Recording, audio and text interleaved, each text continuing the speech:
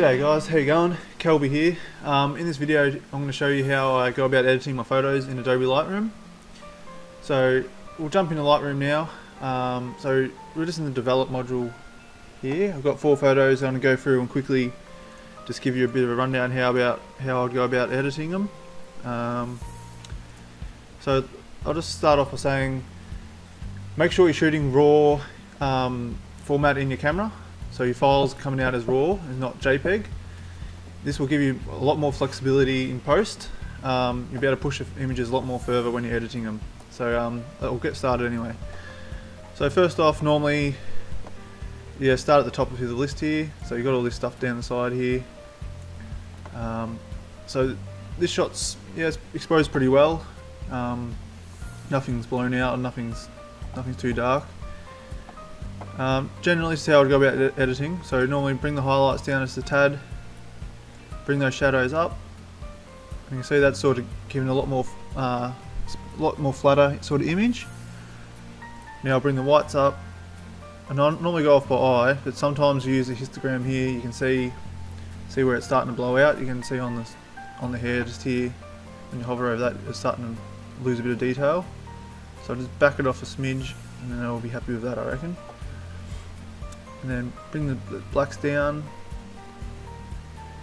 You can see on the histogram here, it's starting to clip the blacks a little bit as well. It's alright if it clips it a bit, but you're starting to lose a bit of detail there. So I reckon that looks pretty good. I reckon the white balance needs to be warmed up a tad. Now you can use the white balance selector tool as well. You can hover over, and on the left preview little window here you can sort of see what it adjust it to. I'll use that sometimes, but most of the time I just manually use a slider just here. And also you can pick your presets here as well, with daylight, cloudy, shady, etc. But normally you just use the slider here. So already you can see that's looking much better. That's before, after. Like that makes a massive difference just by doing those few sliders. Then I would come down, maybe bump the clarity just a tiny bit. Saturation, vibrance, I might just bring the vibrance up just a little bit. I normally just go off by eye. Normally I'll go where I think it looks sort of good, and then I'll bring it back just a bit, because a lot of people tend to overdo their photos and it starts to look a bit crummy. Sometimes I play around with curves, but generally I don't. Sometimes I'll muck around with the saturation and luminance sliders here for each particular colour. Like say I want to bring out the greens a bit more, you can just bump the saturation on the greens, just in particular, or take them away. But I think this photo, maybe just a smidge more of the greens will look good. But generally, I won't touch it too much. I suppose sometimes with the skin tones, if they're looking a bit white or a bit orange, you can adjust it using this little picker tool here. So if you just click on the skin tones, you can desaturate them or put more colour into them. So I use that sometimes as well, or under the luminance as well. A bit of combination of both. You can adjust. But for now, I'll just leave it at nothing at the moment. Split toning, rarely touch. Sometimes I do, but not that often. What else? So sharpening. This shot's pretty sharp already. Bit of noise in it. It was ISO 3200.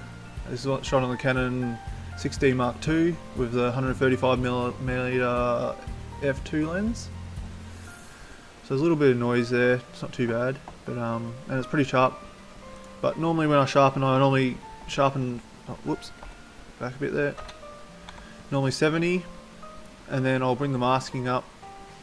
If you hold down Alt and then drag this slider up, you can see where it's white. So that's where it's going to sharpen. So you don't want to sharpen every little bit of noise, like in the background and that as well. So if you bring that up, you'll just get the edges of where you want sharp. So normally around 70 or 80 I find is pretty good, just depending on the photo. So yeah, noise, there's a bit of noise here, you can see. For this shot I'll probably put in about 20. Just take away a little bit. It doesn't matter if there's a bit of noise there, but you sort of see before and after. So that's before, after. That's just removing all that noise. So you get that from shooting a bit higher ISOs. The higher you go, the more noise you're going to put in. Getting close to finishing this one. The rest of that stuff I don't really touch too much. Normally put a bit of a vignette, just a slight one, just so you can't really tell it's there, but just draws your eye in a bit more. So probably -10 on that one. Sort of see before and after. It's very subtle, but it does draw your eye in a bit more to the subject. So yeah, that's pretty much done with that shot, I'd say. So that's before and after. Like, that's a massive difference. I don't even do too much to it really. Yeah, I'm happy with that one. You know, if I was really going to go, I'd go in here and get rid of some of these marks on his face and stuff. But just for the video, I won't bother with that. So the next shot of my wife, Jess. So back up to the top here. Exposure's not too bad. The sun's blown out a bit there, but you can't help that. So I bring them highlights down, shadows up, whites up, starting to lose a bit there, and there's blacks down, and already that looks heaps better already. Out there, button clarity a smidge. So I'll probably just bump might even just try the saturation on this one. Just a little bit, maybe say 12. Don't want to overdo the saturation, otherwise it starts looking pretty cheap and nasty looking. Won't bother about any of those. I might actually just adjust the temperature a smidge. So you can make it look a bit more cooler by bringing it to the left. Or to the right, makes it look a bit more warmer. So it's a pretty warm sort of afternoon on this one. I normally just go off by eye, but yeah, about there. That looks good. Whoops.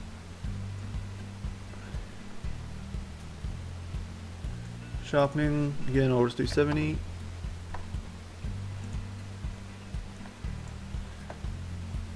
And then I'll mask it.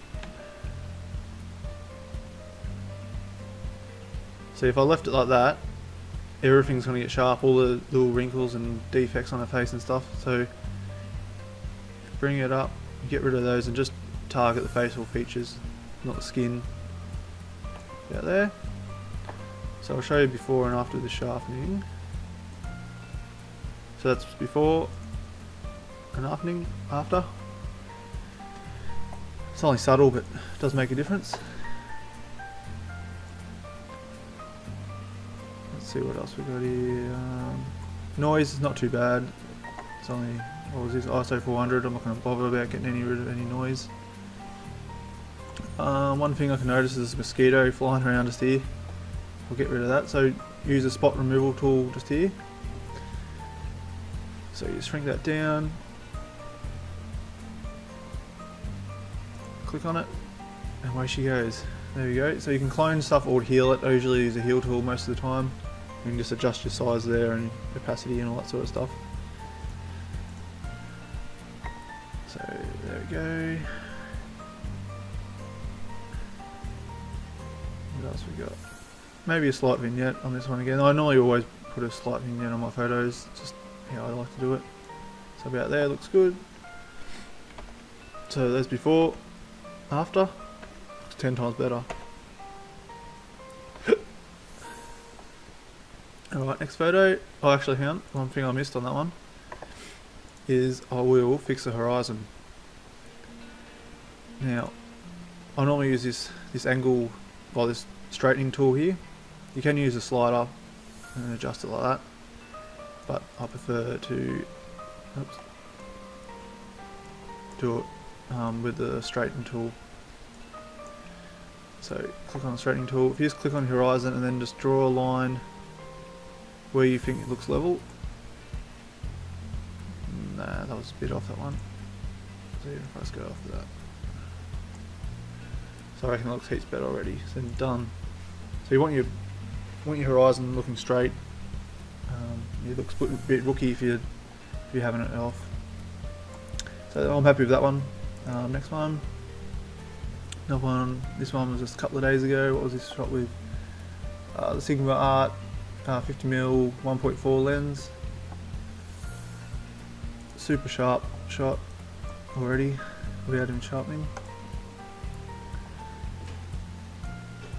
So bring those highlights down, shadows up a bit, whites up, starting to clip them a bit there. Bring those blacks down, bring some contrast into it.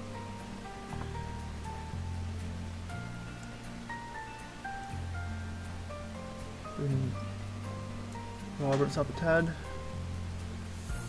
This one doesn't need too much, it looks pretty good straight out of the camera, nearly like put a bit of sharpening on it. So about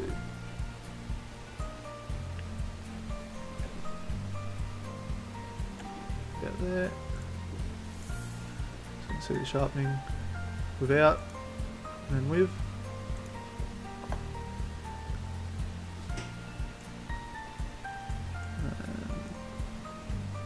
Let's bring that down a tad. And there you go, before and after. So before, after. It's pretty simple, like it's just a bit of mucking around in between, like yeah, it's not much difference with most shots.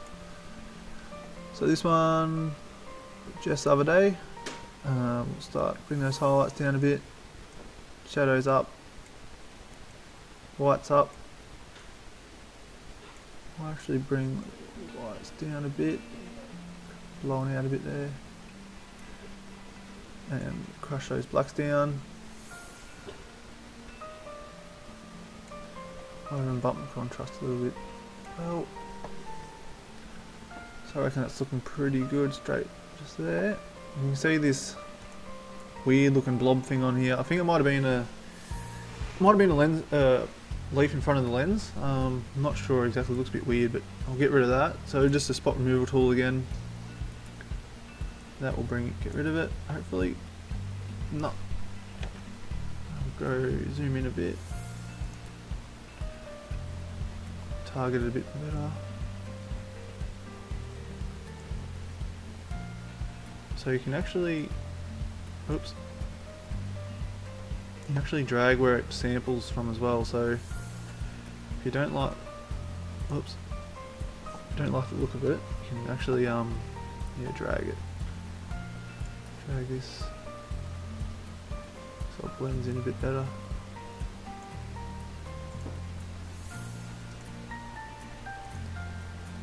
There we go, you can't even notice it was there.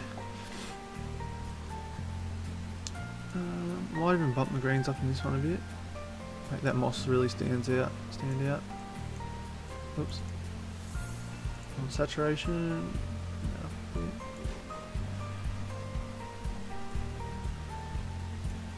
Sharpening 70. And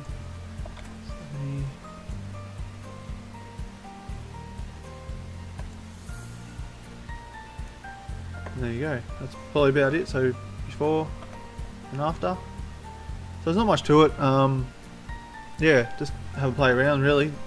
See what works best for you. But that's how I go about editing my photos using Lightroom. Yeah, really makes them pop just by doing that sort of technique. Yeah, if you want to see more, leave us a comment down below and let me know what sort of videos you'd like to see in the future on this channel. And be sure to subscribe if you want to see more. Yeah, thanks for watching heaps. Cheers.